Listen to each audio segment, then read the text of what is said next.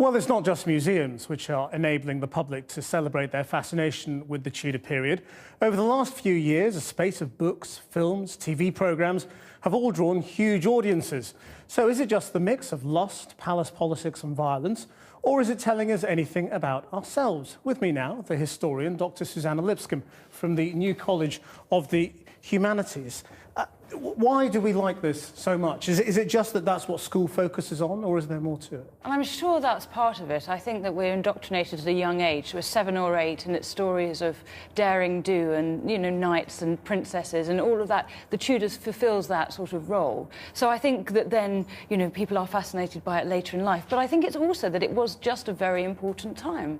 Of course, it's the sort of foundations of everything from the beginning of parliamentary democracy, the Church of England, the Navy, the Empire. A lot of the things that we associate with Britishness began in the Tudor period.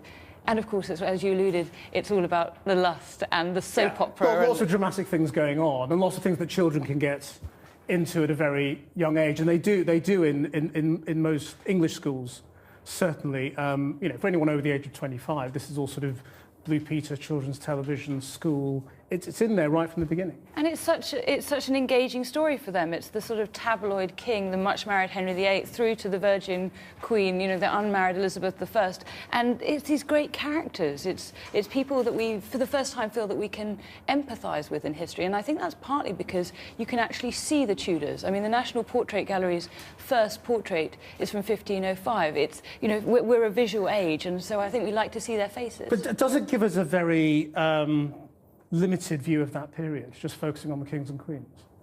I think that may be the case. I mean, I think the story at the top is so extraordinary that sometimes it means that we haven't looked at the lives of ordinary people, you know, you and me in the past. So it actually wouldn't be that story at all. But, I mean, historians dig that up. And one of the things that school children look at these days is, you know, what was life like for rich people or poor people in Tudor times. So there is a sense of drawing attention to that. It's almost where we stop, isn't it, when we look back? Why do you think that is? We don't tend to go much further back than the Tudors. I mean, Richard III has had his moment in the sun, hasn't he? So he's sort of shifted our attention a bit further back. I really do think it's to do with pictures. You know, only post-Renaissance can you see people. And I think that's really important in our age for empathising with people. And I think it's much more difficult for people to access the stories of the Plantagenets. I know many of my colleagues will disagree with me, but I don't think there's such a sense of it being something that we identify with in the same way. Do we know all we need to know now, or is there still things to discover? Well, obviously, I don't think so. I mean, I think there's always more to discover. I mean, I know that some people feel that they've had enough of the Tudors, but I think actually there's so much, there's so many layers, there's so much depth that we can discover. You know, as a historian, I hope that one day we'll find, I don't know, the trial documents of Anne Boleyn or something. We'll know something that we didn't know before.